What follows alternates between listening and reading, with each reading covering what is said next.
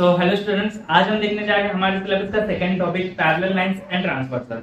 तो इस टॉपिक में हमें क्या क्या सीखना है, पहले हम देखेंगे कि पैरेलल लाइंस क्या होते हैं, ट्रांसवर्सल्स क्या होते हैं, देन इनके हेल्प से कि हम कौन से नए एंगल के पेयर्स फॉर्म कर सकते हैं, जैसे कि करस्पॉन्डिंग एंगल हुआ, इंटीरियर एंगल्स, अल्टरनेट एंगल, और बाद में सीखेंगे कि एंगल्स इन लीनियर पेयर क्या होते हैं, अपोजिट एंगल क्या होते हैं, ये सारी चीजें सीखेंगे। बाद में हम देखेंगे कि एक एंगल के मेजर से हम कितने बाकी के बचे हुए एंगल के मेजर्स फाइंड कर सकते हैं। मतलब एक एंगल का मेजर हमें देते हैं और बाद में हमें फाइंड करना है कि बाकी के बचे हुए एंगल के मेजर्स क्या होंगे। और फाइनली हम देखेंगे कि इनको ड्रॉ कैसे करना है, लाइक पैरेलल लाइंस कैसे ड्रॉ करनी है, बाद में उनके ट्रांसवर्सल्स कैसे ड्रॉ करना है, ये सारी चीजें हम देखेंगे। तो स्टार्ट करते हैं पहले पैरेलल लाइंस एंड ट्रांसवर्सल से, जो कि हमारे टॉपिक का नाम है। तो पैरेलल लाइंस क्या होता है? तो पैरेलल लाइंस मतलब ये एंगल की पेयर होती है, मतलब दो लाइन से समझो। ओके, तो जो पैरेलल लाइंस क्या होते हैं, तो जो लाइंस कभी भी इंटरसेक्ट नहीं करते, the lines which do not intersect with each other, उनको बोलते हैं हम पैरेलल लाइंस। तो पैरेलल लाइंस की डेफिनेशन क्या है? इन अ प्लेन, वो लाइंस दोनों भी एक प्लेन में होनी चाहिए। ओके, तो in a plane the lines which do not intersect with each other, उनको क्या बोलेंगे हम? Parallel lines. The lines which do not intersect with each other, उनको बोलेंगे हम पैरेलल लाइंस। इसका मतलब क्या है? इंटरसेक्ट नहीं करते मतलब क्या है? तो ये एक लाइन से समझो, लाइंस अभी कैसे दिखाएंगे हम, ऐसे कुछ तो ड्रॉ करेंगे, ये बन गए लाइंस हमारे। तो लाइंस एक प्लेन में, जैसे कि हमें पता है लाइंस कितना भी एक्सटेंड हो सकते हैं, लाइक लाइन की कोई लेंथ नहीं होती, तो ये इधर कितना भी साइड बढ़ सकती है, ये भी कितने भी साइड बढ़ सकती है, तो कितने भी लेंथ तक ये दोनों भी लाइंस बढ़ सकते हैं। एंड जितने भी ये इनफाइनाइट लेंथ तक बढ़ेंगे तभी ये इंटरसेक्ट नहीं होंगे। ओके, मतलब ये दोनों भी, मैं ऐसे अगर बढ़ाते जाता हूँ, ये लाइन भी ऐसे बढ़ाते जाता हूँ, तो ये इनफाइनाइट तक भी जाते हैं, तो कभी भी इंटरसेक्ट नहीं करेंगे। अगर मैं दो अलग लाइंस का एग्जांपल लेता हूँ, ओके, क्या बोल सकते हैं ये दोनों लाइंस पैरेलल है? अगर मैं ये लाइन को ऐसे बढ़ाता हूँ, ओके, और ये लाइन को ऐसे बढ़ाता हूँ, तो ये कहीं तो जाके इंटरसेक्ट कर रहे हैं, तो ये क्या है? हम इसको पैरेलल लाइंस बोल सकते हैं? तो नहीं, ये जो लाइंस है ये पैरेलल लाइंस है। तो पैरेलल लाइंस का मतलब क्या हुआ? पैरेलल लाइंस मतलब जो लाइंस कभी भी इंटरसेक्ट नहीं कर सकते। जैसे कि ऐसे होते हैं, या तो दो लाइंस ऐसे हो सकते हैं, ओके, तो ये भी क्या हुआ? Parallel lines. जो कभी भी एक प्लेन में जाके इंटरसेक्ट नहीं करते, उनको बोलेंगे हम पैरेलल लाइंस। बाद में हम देखते हैं ट्रांसवर्सल्स क्या होता है। तो ट्रांसवर्सल क्या होती है? एक जो लाइन जो दोनों पैरेलल लाइंस को इंटरसेक्ट करती है, मतलब ये एक मैंने इसे लाइन खींच दी जो दोनों भी हमारे पैरेलल लाइन को इंटरसेक्ट कर दिया, तो उसको बोलेंगे हम ट्रांसवर्सल। और जिस पॉइंट पे वो इंटरसेक्ट करती है उसको बोलेंगे हम पॉइंट ऑफ इंटरसेक्शन। ओके, तो ट्रांसवर्सल्स क्या होती है? जो दो पैरेलल लाइंस को या तो दो लाइंस को इंटरसेक्ट करती है, उसको बोलेंगे हम ट्रांसवर्सल। ऐसा ही नहीं है कि हमेशा पैरेलल लाइंस को ही करना चाहिए। अगर एक लाइन या तो ऐसे समझो, ये दो लाइंस है और इसको एक लाइन जाके इंटरसेक्ट करती है, तो हाँ, ये भी एक पैरेलल लाइन है। ओके, तो ये बात ध्यान में रखनी है कि पैरेलल लाइंस क्या होते हैं? जो लाइंस कभी भी इंटरसेक्ट नहीं करते। और ट्रांसवर्सल्स क्या होती है? जो दो लाइंस को इंटरसेक्ट कर देती है, उनको उसको बोलते हैं हम ट्रांसवर्सल। ओके, तो कुछ प्रॉपर्टीज देखते हैं कि कौन से एंगल्स फॉर्म होते हैं। अभी जो भी हम प्रॉपर्टीज बोलेंगे, ओके, पहले तो एक लेते हैं, ऐसे दो लाइंस है, ये पैरेलल नहीं है समझो, ये दोनों भी लाइंस हमें दिख रहे हैं कि ये पैरेलल नहीं है, तो ये लाइंस है बस दो, इसको एक नाम देते हैं एल, इसको एम देते हैं और इसको ये देते हैं एन। तो हम नोटेशन कैसे करेंगे? अगर ये पैरेलल लाइंस होते हैं समझो, ये है लाइन एल, ये है लाइन एम और एक ट्रांसवर्सल है एन, तो हम इसको डिनोट कैसे करते हैं? Line L is parallel. Parallel का साइन क्या होता है? हम दो ऐसे डैश मार देते हैं, उनको बोलते हैं पैरेलल लाइन। ओके, तो line L is parallel to line M।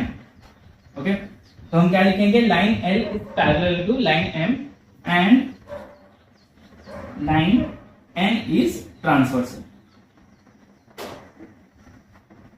Okay, तो ये लिखने का एक मेथड होता है कि लाइन डिनोट कैसे करते हैं हम पैरेलल लाइंस को? तो line L is parallel to line M and N is transversal. Okay, तो अभी देखते हैं थोड़ी बार कि करस्पॉन्डिंग एंगल्स क्या होते हैं, देन इंटीरियर एंगल्स क्या होते हैं, अल्टरनेट एंगल्स क्या होते हैं। ओके, तो देखते हैं कि एंगल के पेयर्स कौन से फॉर्म होते हैं। इधर हमने दो लाइन दिए एम एंड एन जो कि पैरेलल नहीं है अभी, एंड ये ट्रांसवर्सल है लाइन एल। ओके, तो फर्स्ट हम देखेंगे कि करस्पॉन्डिंग एंगल क्या होता है।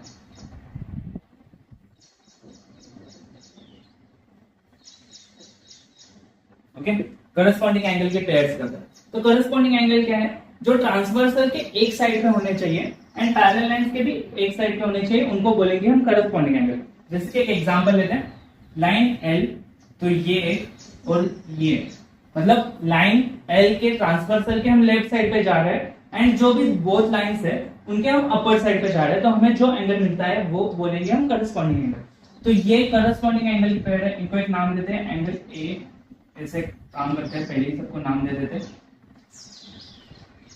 ए B C D and E F G and H, ऐसे नाम दे दिए।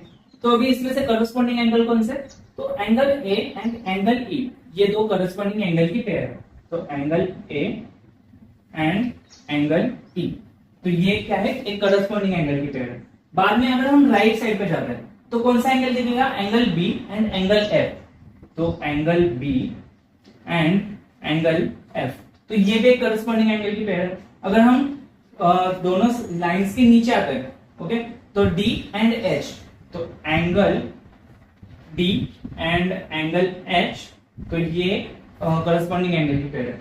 अगर हम राइट साइड पे जाते हैं तो angle C and angle G, तो angle C and angle G, तो ये करस्पॉन्डिंग एंगल की पेयर से हम क्या देखेंगे कि पहले तो देखेंगे कि ट्रांसवर्सल के भी एक साइड पे हो, एंड अगर एक दोनों लाइंस के हम अपर साइड पे ले या तो लोअर साइड पे ले, तो ये क्या बनेगी, करस्पॉन्डिंग एंगल की पेयर्स बनेगी।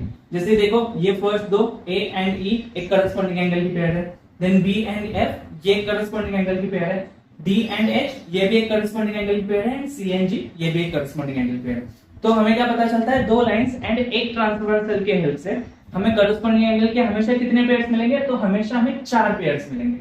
एंड ऐसे 8 एंगल्स फॉर्म होते हैं, तो उसके हेल्प से हमें 4 करस्पॉन्डिंग एंगल मिलते हैं।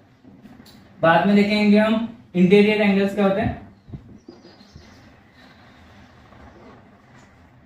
ओके, तो इंटीरियर एंगल क्या है, इंटीरियर मतलब अंदर के एंगल्स। ओके, तो ये दो जो लाइंस है उनके अंदर के लाइन हम कंसीडर करेंगे, एंड इंटीरियर एंगल की पेयर्स पे हम फाइंड करनी है, तो हम क्या करेंगे, ट्रांसवर्सल के पहले एक साइड पे देखेंगे, तो जो भी दोनों अंदर के साइड पे है और ट्रांसवर्सल के एक साइड पे है, तो डी एंड ई, तो angle D and angle E, तो ये क्या है, दोनों इंटीरियर एंगल है। अब जाएंगे राइट साइड पे और इंटीरियर, तो सी एंड एफ, तो angle C and angle F ये क्या है, दोनों इंटीरियर एंगल्स है। तो इंटीरियर एंगल मतलब क्या होना चाहिए, तो एक तो पहले दोनों लाइंस के अंदर के होने चाहिए एंड वो ट्रांसवर्सल के एक साइड में होना चाहिए। उसके बाद देखते हैं हम अल्टरनेट एंगल क्या होता है।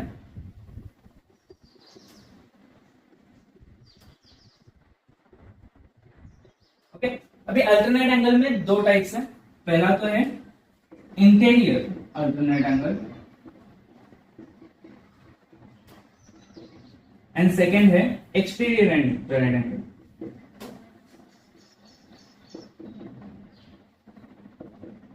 ओके, अल्टरनेट एंगल के कितने पेयर्स हैं, 2 पेयर है, एक तो interior alternate angle and exterior alternate angle.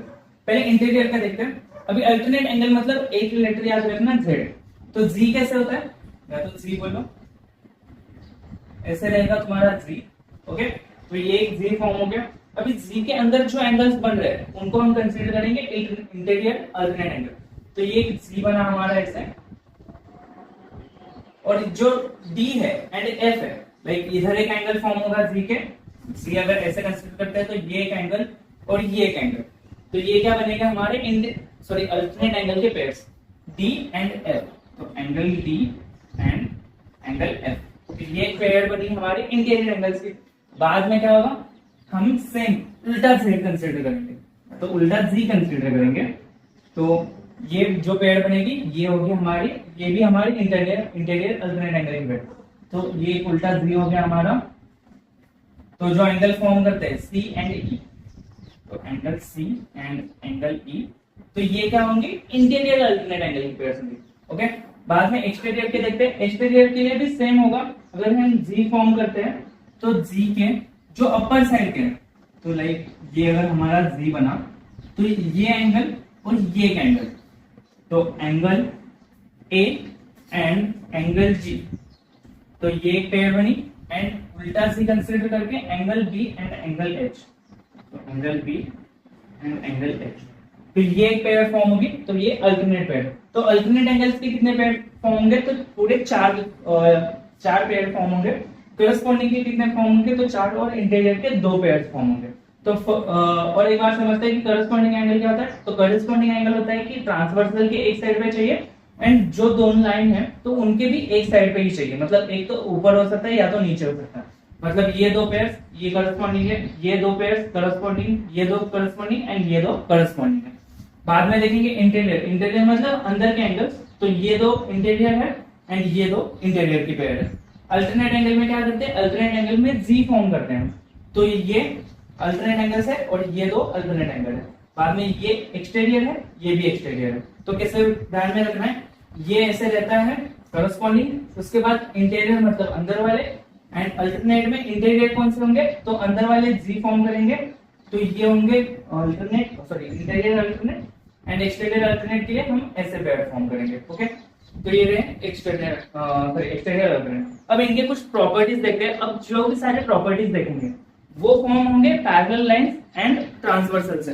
ये प्रॉपर्टीज हर एक डायग्राम के लिए एप्लीकेबल नहीं रहेंगे, अगर वो दोनों लाइंस अगर पैरेलल लाइंस है तभी वो सारे एप्लीकेबल रहेंगे। अब देखते हैं वो प्रॉपर्टीज कौन से हैं।